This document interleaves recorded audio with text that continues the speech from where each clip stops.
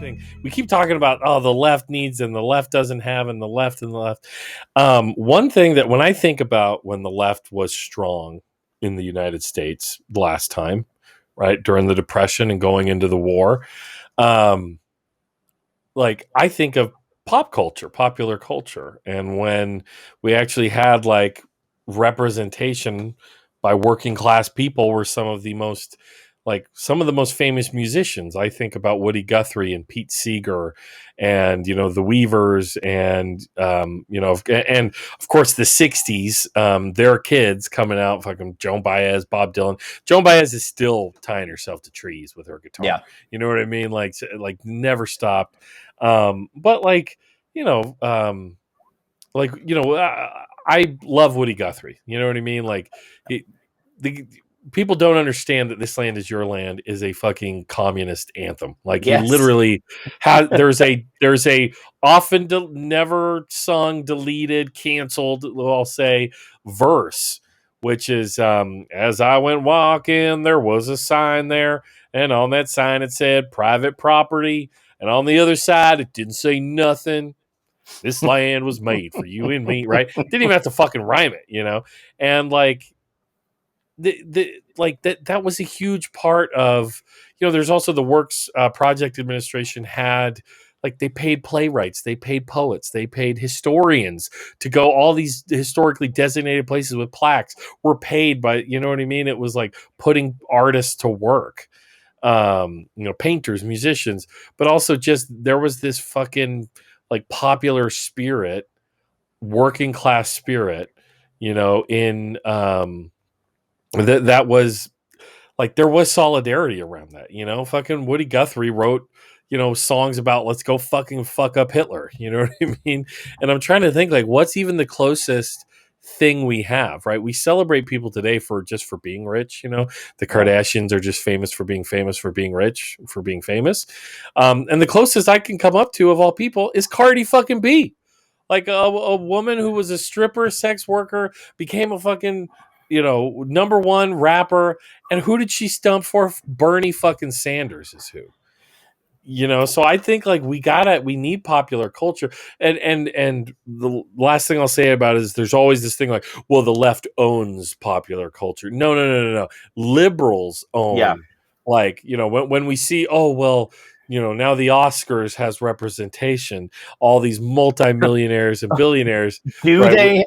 Does the Oscar? Okay, all right. Well, I mean, it doesn't, but like this idea of the controversy is the Oscars. The controversy is Oprah can't, buy the whatever tens of thousands of dollars handbag without being like, are you sure you can afford that? Right? That's the big fucking problem, right? But the left does not own popular culture. No. Liberals do, and that's what That's why, again, like it takes somebody like Cardi B who's out there going like, like like doing all this like ratchet ass shit, and then being like, I'm gonna do an interview with Bernie Sanders in a nail salon, and he goes, "That's very important, Cardi.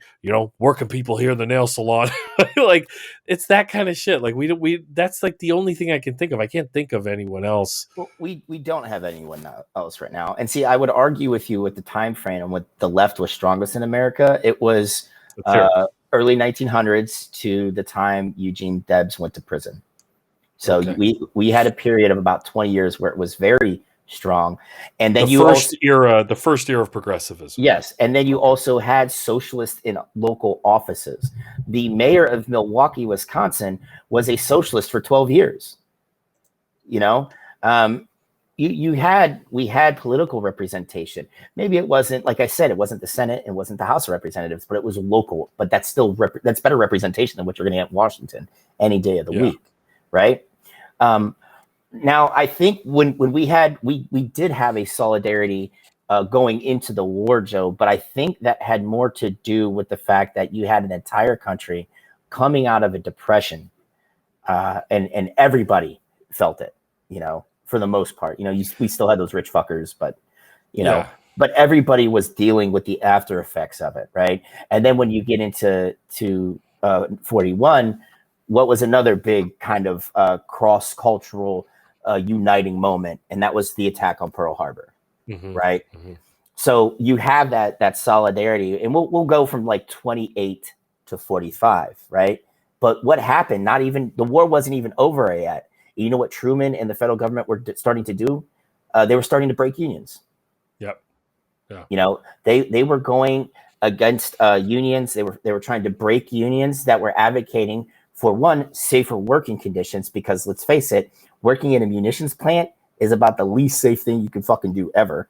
All right. Mm-hmm. And Wow. two, even Ford and General Motors, who were popping out, tanks and airplane parts, as well as vehicles, consumer goods, they still weren't the safest things on the fucking, on the block yet, because, OSHA wasn't really set in stone, I don't think, until like 49, give or take. So, but, they started, these workers were asking for safer working conditions, and more wages.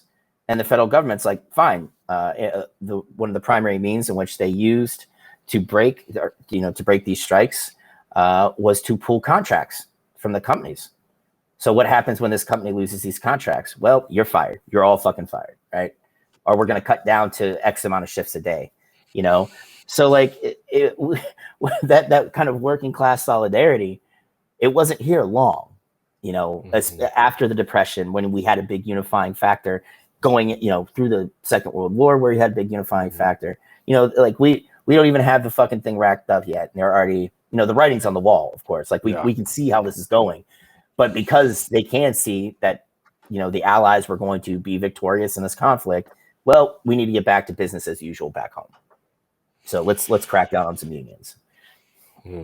Interesting. And then, I mean, a lot of that prosperity of the 40s into the 50s, I mean, it's definitely, I think it was on the laurels of the Great Society and what union strength there was. But you're right. Like from then on, there's constant chipping away, and digging at it until we hit the neoliberal era under Carter, and then it's a full out assault. It's a war. Yeah, I mean, dude, we went from a high of 42% of the United States workers being unionized to now where it's less than 10%. Like it's unbelievable. How are we supposed to survive when we can't collectively speak out against, our oppressors? And that's what management is. They're that's going what to at-will employment is. Yeah, that's what right to work law is. It's the state oppressing us, the worker, the laborer.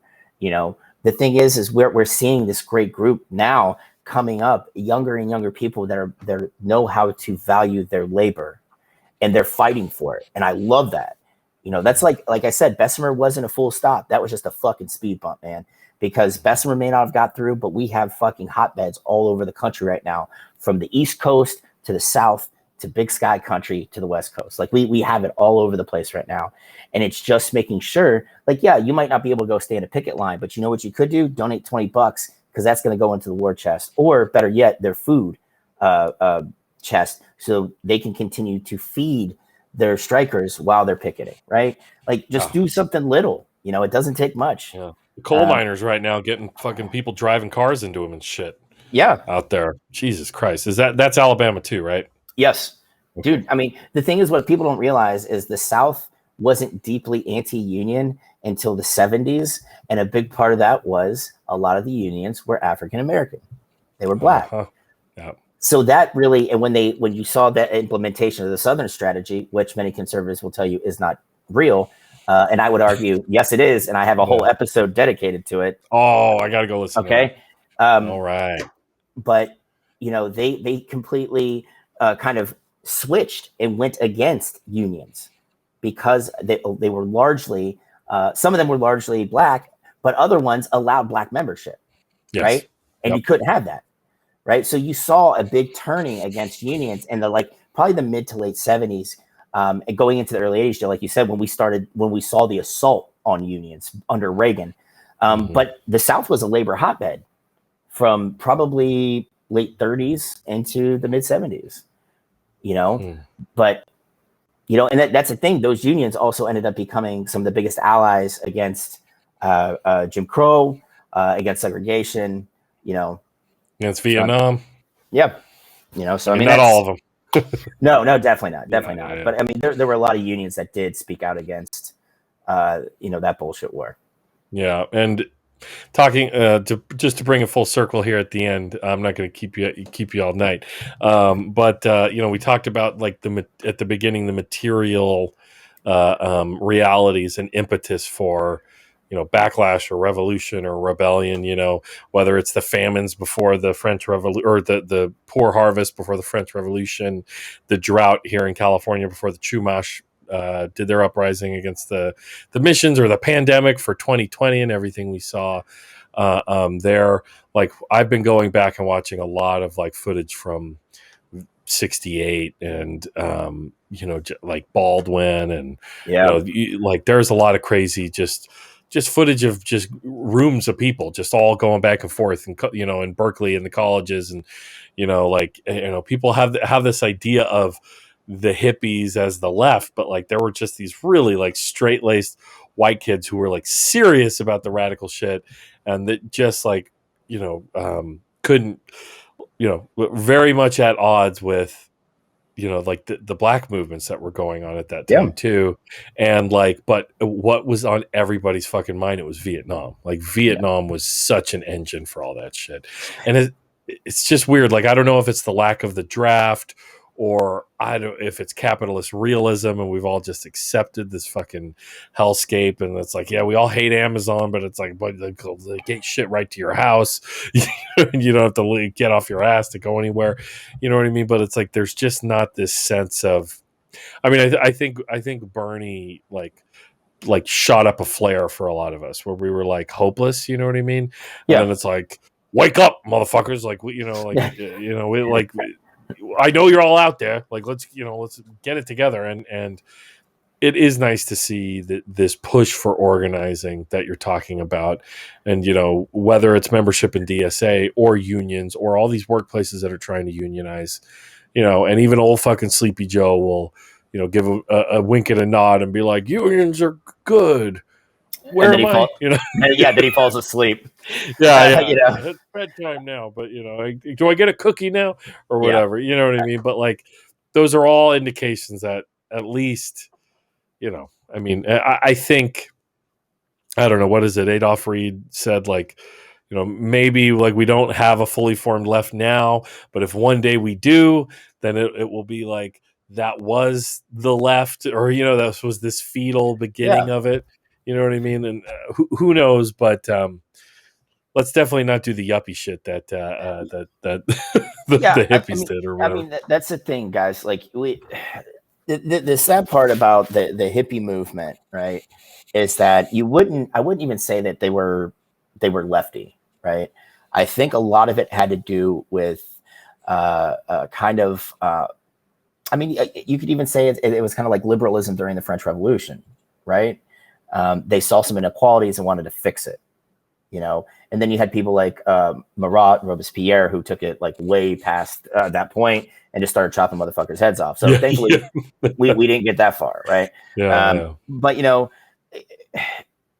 it was the beginning of the culture war. It was like, fuck this culture, Yeah, I mean, because like we we still have that strain of American exceptionalism. I honestly don't think that's ever going to go away. But you saw people that saw the people that were fighting back in the 60s and 70s, right? They were the ones that grew up watching lynchings on like the two channels on your TV, or getting like the centerfold in a fucking newspaper, right? Yeah, or Selma, Alabama, watching people get beat.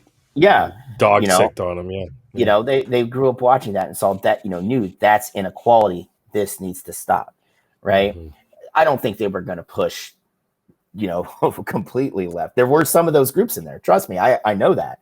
But those groups that were like that, Joe, were the ones that were working with Dr. Newton and Fred Hampton and the other members of the Black Panther Party for self-defense, right? Those were the groups that were trying to do that, and they were out there marching. They were out there protesting. They were out there doing those things, but they weren't, they weren't doing the fucking sit-ins on Berkeley.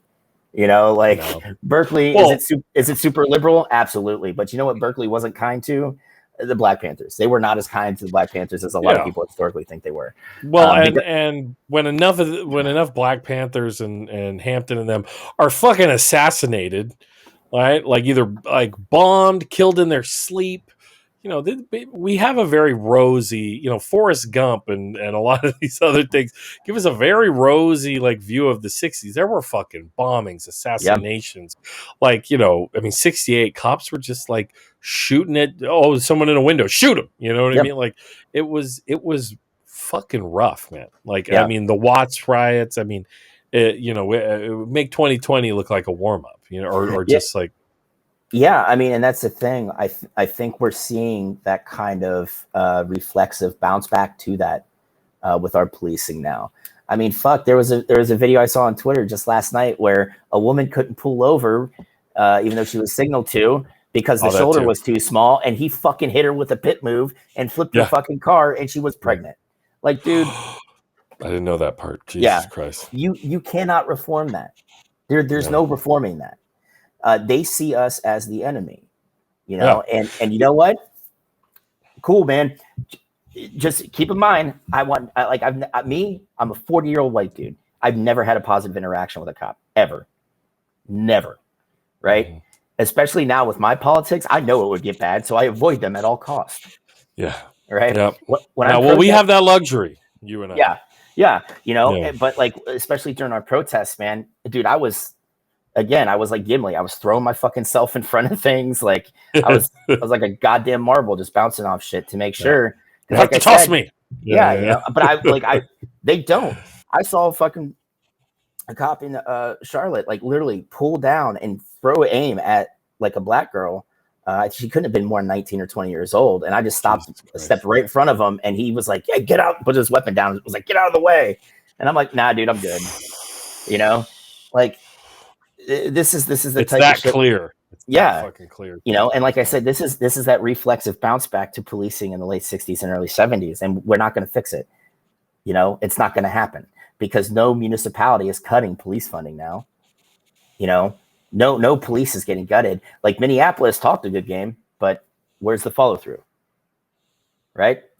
Yeah. I don't know. I haven't paid enough attention to what is the reforming of their police department to know what that's I even mean, gonna look like. I just at this point, man, All I I know don't. is my city police department bought their second Bearcat. Ooh, You know what I mean?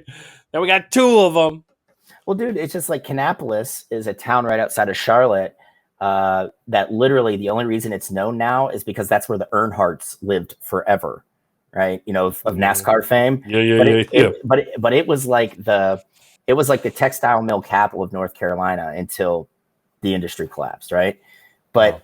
they literally just bought two MRAPs. The Kannapolis police bought two MRAPs.